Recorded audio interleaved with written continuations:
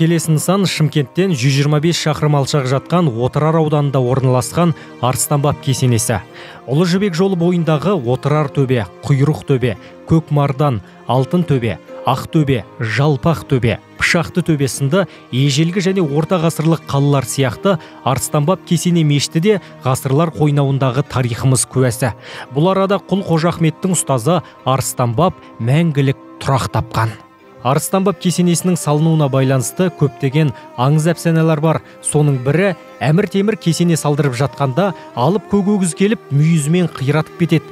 Қабырғаларын қайта тұрғызып, күмбезін орнатқан кезде көк өгіз тағы да бұзып тастайды. Әрі қарай не істерін білмей дал болған Әмір Темір түсінде ақ киімді қарияны көреді.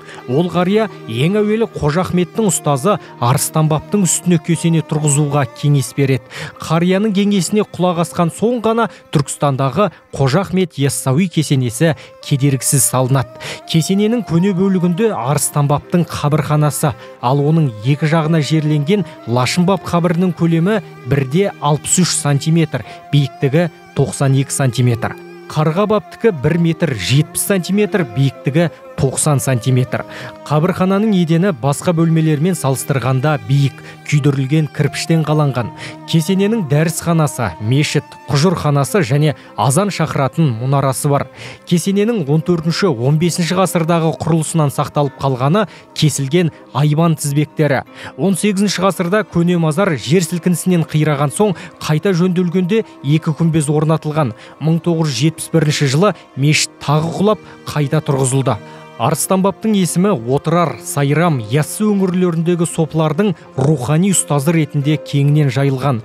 Оған зиярат етушілер бейсенбі сайын басына түнеп ғибадат етеді. Сопылық ілімнің аса көрнекті өкілдердің бірі Бақыр Ғани, баптардың бабы Хорасанда, сансыз баптар Үндістанда, баптар басы Баба Арслан деп жырлаған.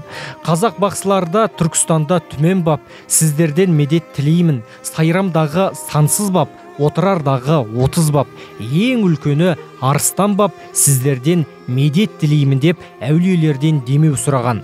Әулие әмбиелер санатында Арыстанбабтың ең жоғары тұратын Алпамыс жырының бір нұсқасында бай бөріге перзентті болатындығы жайында хабар жеткізген Баба Түкті Шаштазиздің жама әулие жиналдық бастығы болып Арыстанбаб деген сөзінен де аңғаруға болады. Арыстанбабқа түне Қожа Ахметтен тіле деген сөзді Арыстанбаб тұлғасының халық арасында үлкен орын алатындығын көрсетеді.